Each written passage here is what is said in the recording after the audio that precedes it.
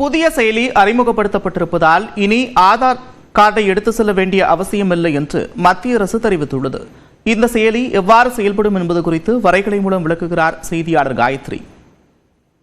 இனிமே ஆதார் கார்டை பயன்படுத்துறவங்க அதை ஸ்கேன் காப்பியாவோ அல்லது நகலாவோ எடுத்துட்டு போக வேண்டிய தேவையில்லை, வெறும் முகமொட்டமே போதும் அப்படிங்கிற ஒரு அறிவிப்பு வெளியாகி இருக்கு.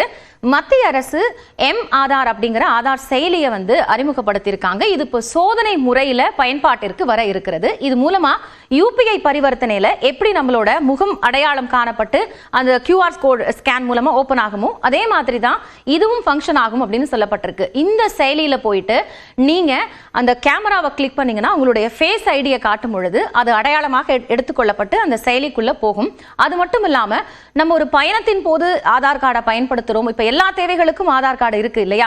அந்த அடிப்படையில் பார்க்கும் பொழுது ஒரு தனி மனிதனுடைய தகவல்கள் தவறாக பரப்பப்படுறதோ கசியறதுக்கான வாய்ப்பு இல்லாம இருக்கும் இந்த முறை மூலமாக அப்படின்னு சொல்லப்பட்டிருக்கு.